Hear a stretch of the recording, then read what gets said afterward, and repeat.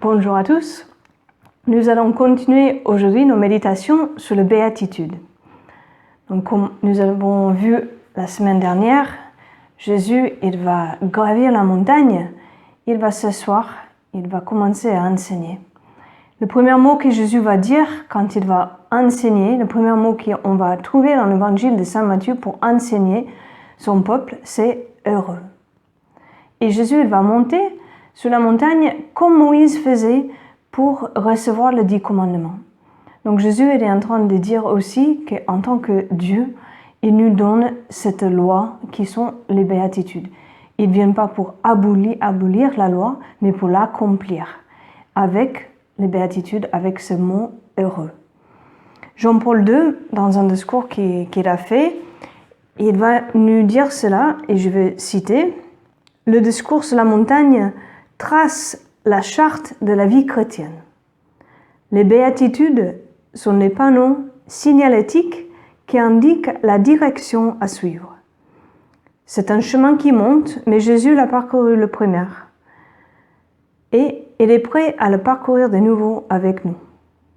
Il déclara un jour, « Celui qui me suit ne marchera pas dans les ténèbres. » Et dans une autre circonstance, il ajouta, « Je vous ai dit cela pour que ma joie soit en vous et que vous soyez comblés de ma joie. » C'est en marchant avec le Christ que l'on peut conquérir la joie, la vraie joie. Et donc aujourd'hui, nous allons voir cette deuxième béatitude, « Heureux les doux, car ils obtiendront la terre. » Je vous inviterai donc à méditer sur ces deux mots aujourd'hui, sur le mot doux et sur le mot terre. Qu'est-ce que cela veut dire être doux? Regardons donc d'abord la vie de Jésus. Comment Jésus est-il doux? Qu'est-ce que cela veut dire pour lui? Nous allons prendre l'évangile de Saint Matthieu, le chapitre 11, verset 28. Jésus même, il va dire « Venez à moi, vous tous qui peinez sur le poids du fardeau, et moi je vous procurerai le repos. Prenez sur vous mon joug, devenez mes disciples car je suis doux et humble de cœur, et vous trouverez le repos pour votre âme. » Dans une autre citation dans l'Ancien Testament, c'est une citation que nous lisons le dimanche des Rameaux, « Exulte », c'est dans le livre de Zacharie, exulte de toutes tes forces, fille de Sion. Pousse des cris de joie, fille de Jérusalem. Voici ton roi qui vient à toi, il est juste et victorieux, doux et monté sur un âne. Vous voyez, Jésus même, il va parler de lui-même comme quelqu'un qui est doux.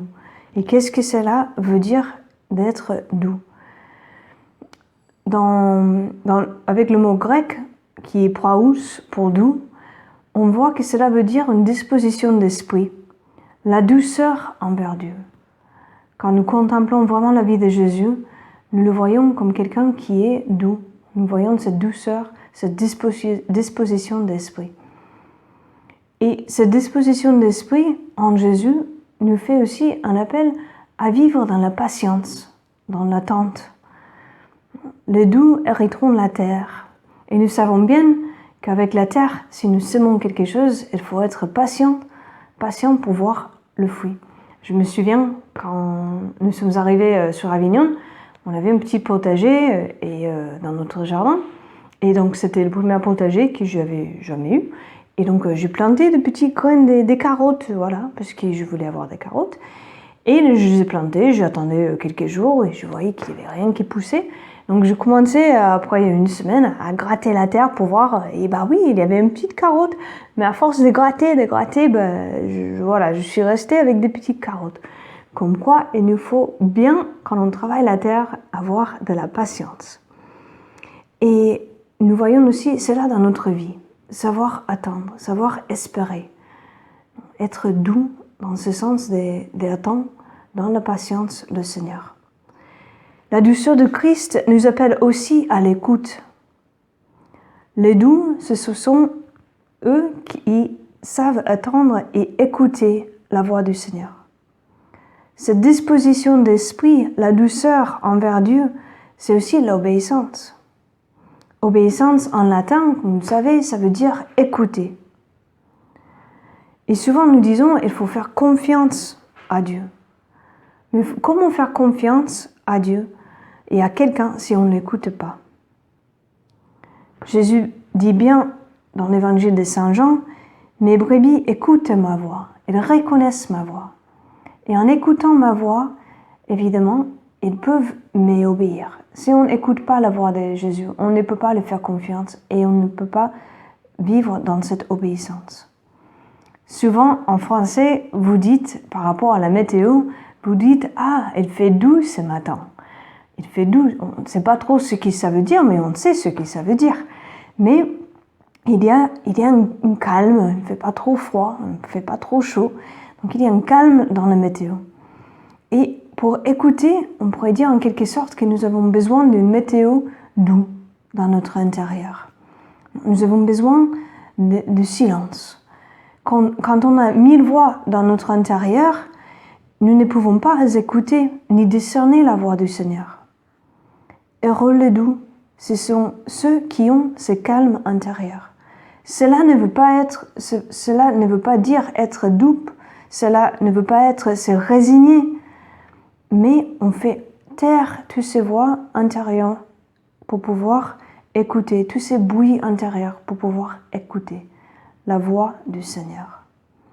Donc heureux les doux, heureux ceux qui sont dans le silence intérieur.